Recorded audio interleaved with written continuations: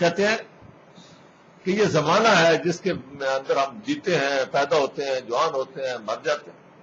وَمَا لَهُمْ بِذَلِكَ مِنْ عِلْمٍ.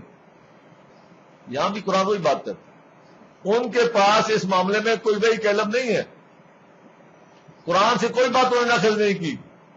یہ ان کی اپنی وہ یظنون، یہ ان کے اپنے وہ خیالات ہیں خود تراشیدہ، ان کے اپنے گمان ہیں، ان کی اپنی تھیوریاں ہیں، اس میں پیچھے وحی کا علم نہیں ہے. مجھے ایک یاد آ رہی بات، رسول اکرم صلی اللہ علیہ وآلہ وسلم نے فرمایا کہ زمانے کو گالی مت دو.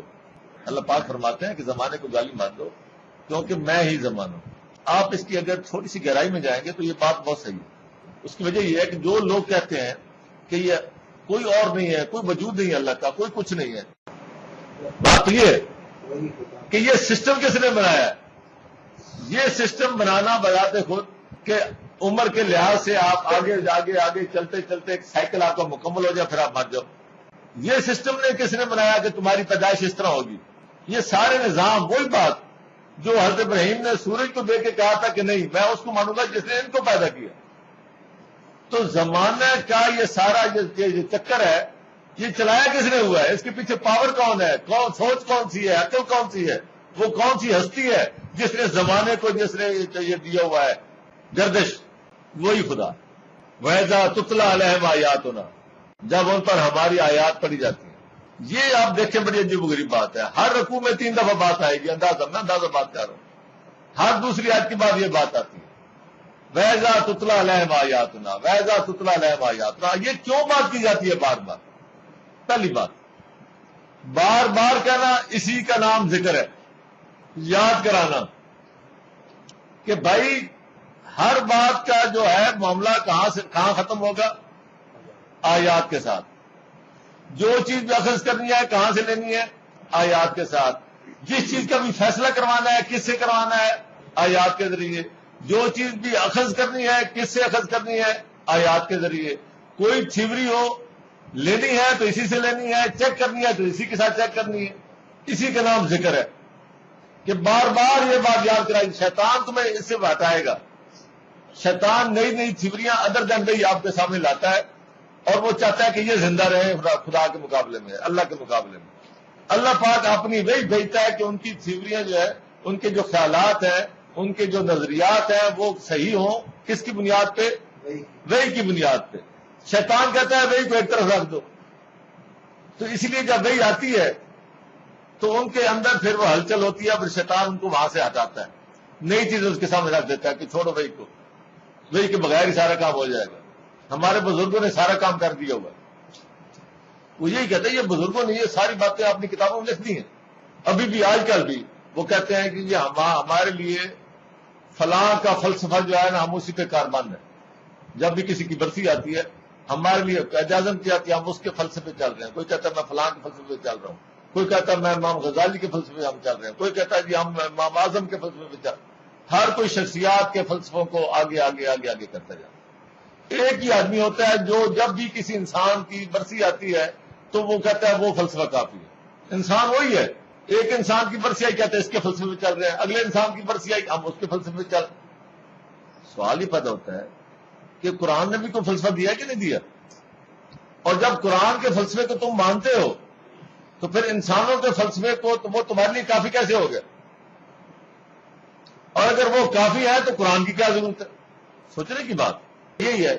انہم اللہ یظنون، یہ جن کے سامنے نہ قرآن کی عظمت ہے، نہ قرآن کی اہمیت ہے، نہ قرآن کا مقام ہے، ان کے لیے لوگوں کے فلسفے، شخصیات کے فلسفے، وہ کہتے ہیں یہ کافی ہے.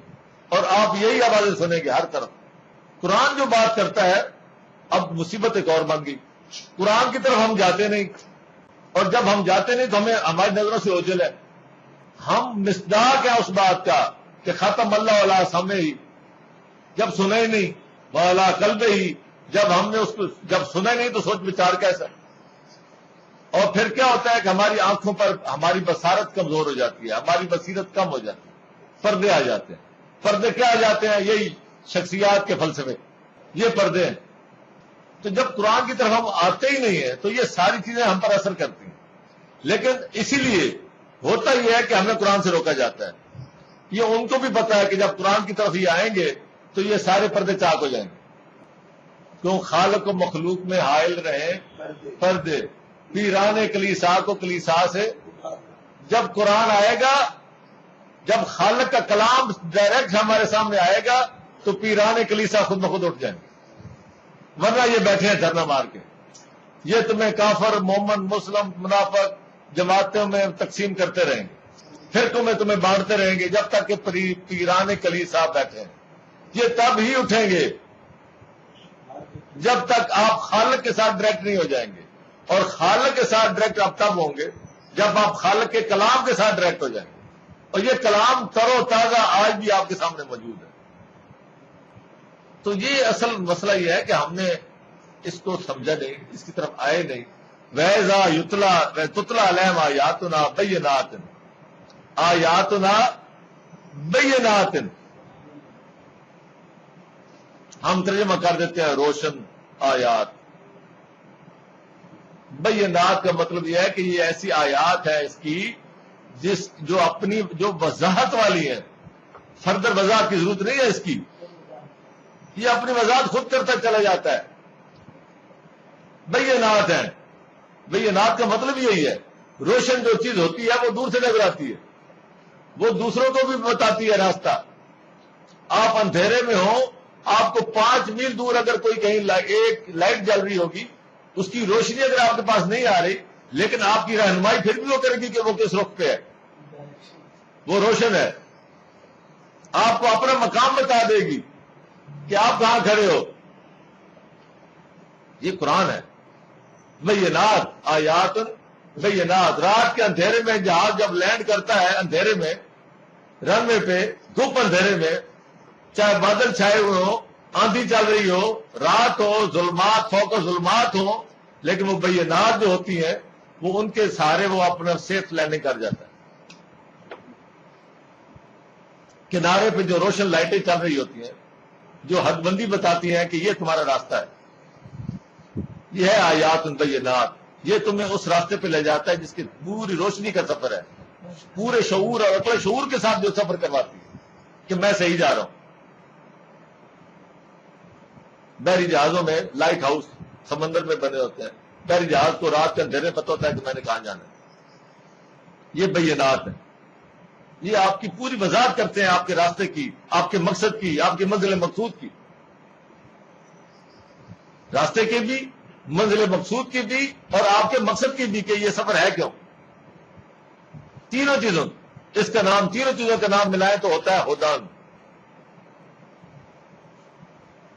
آگے ما کانا حجتہم، تو ان کی بڑی دلیل ایک یہی ہوتی ہے. جب ان کے سامنے آیات پڑھی جاتی ہیں تو بہت بڑی دلیل ان کی کیا ہوتی ہے؟ وہ کہتے ہیں کہ لاؤ ان کالو تو بے آبائنا ان کن تم صادقین، اگر تم سچے ہو تو ہمارے آبا و اجداد کو لاؤ، ان کو واپس لوٹاؤ. اب اس کا معنی 2 ہے.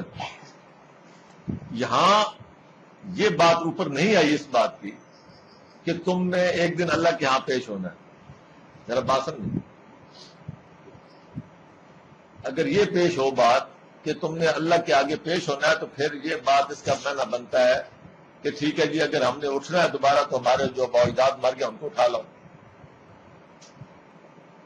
تو اس صورت میں بھی قرآن میں یہ بات آئی ہے، یہاں بھی اس کا ایک مطلب یہ بنتا ہے. لیکن اس کا مطلب ایک اور بھی ہے. وہ کہتے ہیں کہ جب تم آیات قرآن کی پڑھی جاتی ہیں تو وہ کہتے ہیں کہ جو ہمیں آبا و اجداد سے ملنا ہے ان کو بھی تو لاؤ، جو علم وہاں سے آیا وہ بھی لاؤ. مقابلے میں وہ علم لاتے ہیں، فلاں امام نے یہ کہا، فلاں امام نے یہ کہا، فلاں امام نے یہ کہا، وہ بھی تو آبا و اجداد ہیں. وَإِذَا تُتْلَىٰ عَلَيْهِمْ آیَاتُنَا بَيِّنَاتٍ، جب ان کو ہماری آیات وضاحت کے ساتھ پڑھی جاتی ہیں تو وہ کہتے ہیں جناب کہ دلیل ان کی کیا ہوتی ہے؟ کہتے ہیں جی فلاں روایت میں فلاں جگہ پہ وہ احیاء العلوم میں یہ لکھا ہے، فلاں کتاب میں یہ لکھا ہے. 100 کتابیں آپ رکھ دیں گے اپنے آبا و اجداد کی. تو اللہ پاک فرماتے ہیں کہ ٹھیک ہے، قُلِ اللَّهُ يُحْيِيكُمْ ثُمَّ يُمِيتُكُمْ، تم کہو کہ وہ اللہ جو تمہیں زندہ جس نے کیا ہوا ہے، ثُمَّ يُمِيتُكُمْ، پھر تمہیں موت دے گا، ثُمَّ يَجْمَعُكُمْ إِلَىٰ يَوْمِ الْقِيَامَةِ،